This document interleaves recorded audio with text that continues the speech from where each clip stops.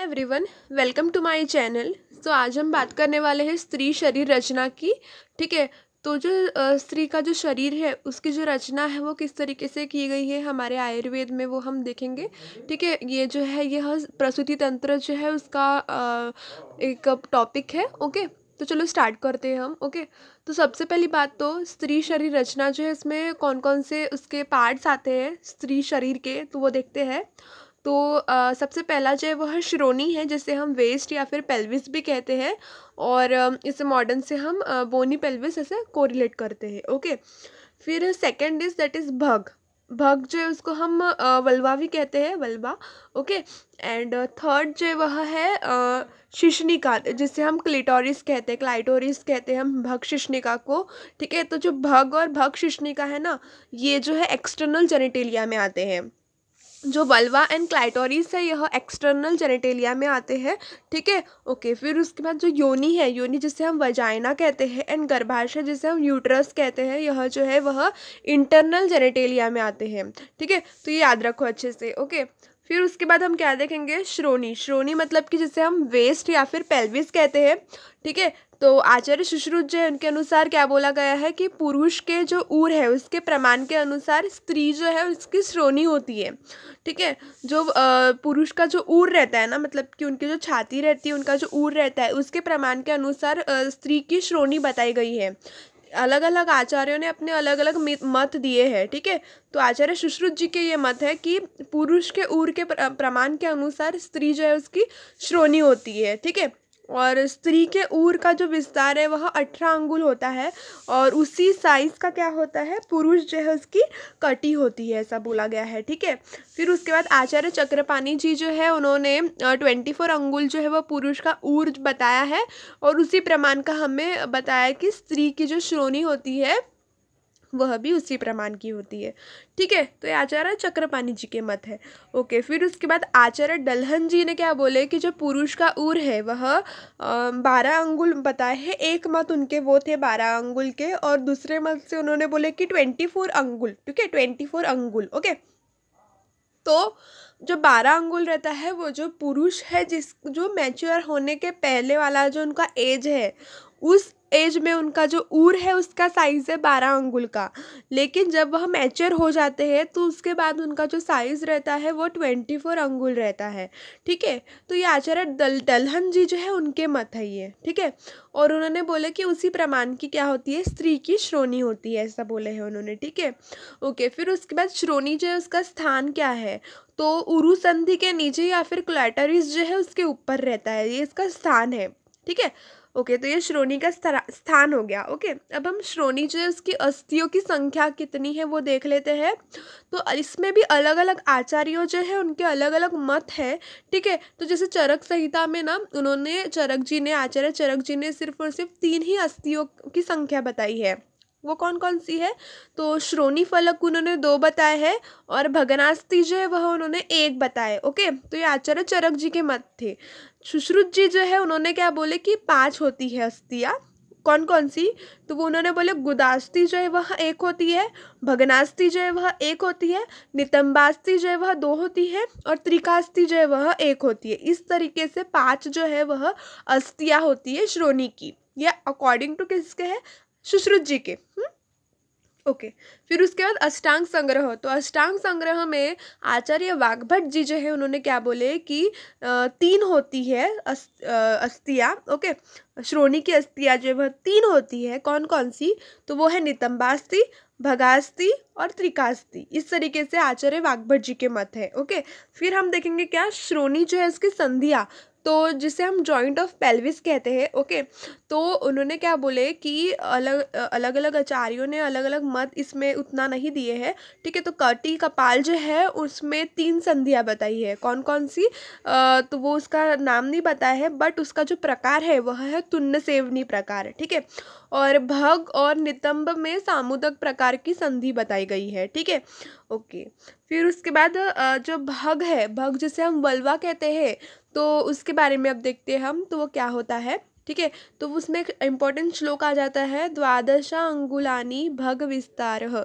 मतलब कि इसमें डल्हन ने अपनी एक टीका दी है, तो उन्होंने टीका में क्या बताया है कि भग जो है उसको उन्होंने योनि कहा है और उसका विस्तार को उन्होंने रंध्र कहा है। और ये जो भग जो है उसका साइज उन्होंने 12 अंगुली बताए हैं। और ये जो 12 अंगुली जो है यह उन्होंने बोले कि जो कानगुल वर्णित जो हस्तिनी जाति की जो स्त्री रहती है उसका इस तरीके की भग का साइज रहता है, भग का प्रमाण रहता है, ऐसा उन्होंने बोले डल्हन जी के टीका में। ठीक है। फिर उसके बाद भग का आकार क्या है, तो पीपल पत्र के सदृश उसका आकार रहता है। आपको दिख रहा है ये पीपल पत्र है। ओके। तो इसके सदृश उसका क्या रहता है, आकार रहता है भग का। ओके। फिर भग शिश्निका जिसे हम क्या कहते हैं, क्लाइटोरिस कहते हैं, है ना। तो क्लाइटोरिस जो है जिसे हम भग शिश्निका कहते हैं, इसके पर्याय कौन कौन से हैं, तो इसे स्मरात पत्र कहते हैं और स्मर मंदिर, इसके भी अलग अलग आचार्यों ने बताए हैं पर्याय, है ना।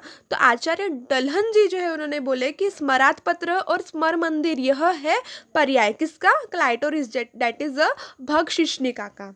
ओके। फिर उसके बाद मदनाथ पत्र जो यह भाव प्रकाश जी ने बताया है उसका। ठीक है।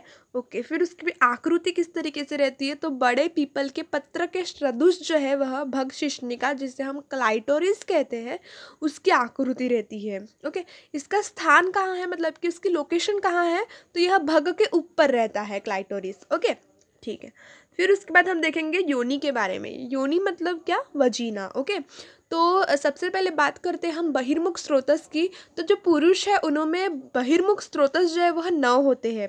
कौन कौन से 9, तो 2 नासा, 2 नयन, 2 कर्ण, 1 मुख, 1 गुदमार्ग, 1 मूत्र मार्ग, इन सबको मिला के कितने होते हैं, टोटल 9 जो है बहिर्मुख स्रोतस किस में होते हैं, पुरुषों में होते हैं। लेकिन स्त्रियों में 3 अधिक होते हैं। वो कौन कौन से हैं, तो स्तन्यवह स्रोतस जो है उनमें 2 होते हैं और आर्तवह स्रोतस जो है उनमें 1 होता है। तो इस तरीके से उनमें 12 स्रोतस रहते हैं, बहिर्मुख स्रोतस किसमें, स्त्रियों में। ओके। फिर उसके बाद हम आकृति देख लेते हैं किसकी, योनि की। तो योनि की आकृति क्या बोले गया है कि शंख नाभि सदृश रहती है। ठीक है। तो जैसे कि तुम शंख देखोगे तो शंख को जब ऊपर से देखते हैं तो उसमें ऐसे होल दिखाई देता है ना, उसमें ऐसे फोल्ड रहती है। तो उसी तरीके से क्या होता है कि जो योनि रहती है ना उसमें उसी तरीके से उसकी फोल्ड रहती है। लेकिन फोल्ड कितनी रहती है, मतलब जिसे हम आवर्त कहते हैं फोल्ड को, और फोल्ड कितनी रहती है, तो फोल्ड जो है ना वो 3 होती है। इसलिए हम कहते हैं कि योनि में 3 आवर्त होते हैं, है ना, ऐसा बोलते हैं ना। और फिर जो तीसरा आवर्त है ना उसमें गर्भाशय प्रेजेंट रहता है जिसे हम गर्भाशय्या भी कहते हैं। ओके। जिसे हम यूट्रस कहते हैं। ओके। ठीक है। फिर हम योनि की नाड़ियाँ के बारे में देखेंगे।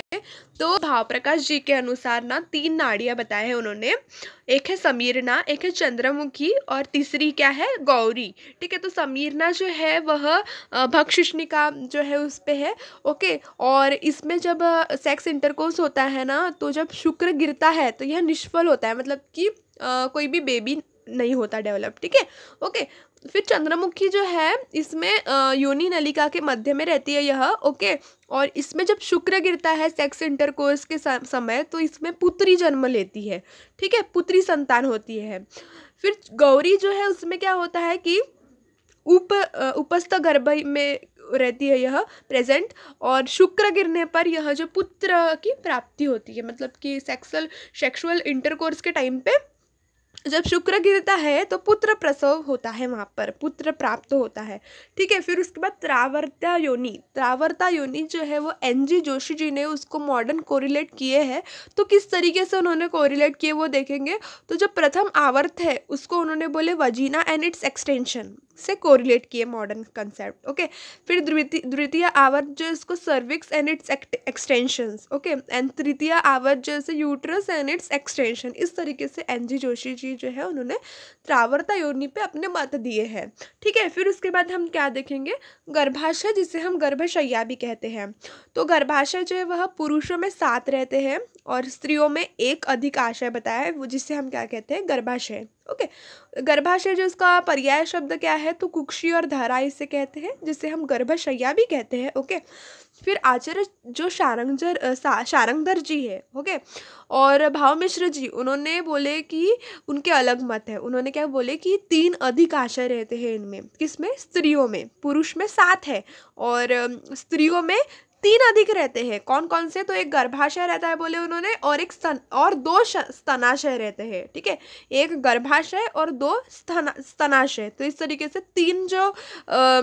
तीन आशय अधिक होते हैं स्त्रियों में, अकॉर्डिंग टू शारंगधर एंड भावमिश्र जी के अनुसार। ओके, और फिर उसके बाद गर्भाशय जो उसकी आकृति किस तरीके से रहती है? तो गर्भाशय की आकृति जो है वह रोहित मत्स्य मुख के सदृश बताई है। मतलब कि रोहित मछली जो है उसके मुख के सदृश जो है वह गर्भाशय की आकृति रहती है।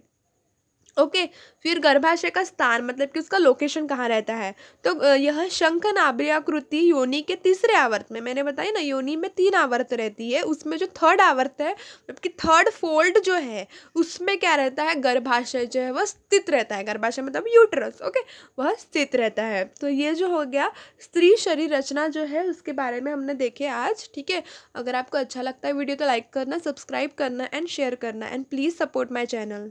Thank you.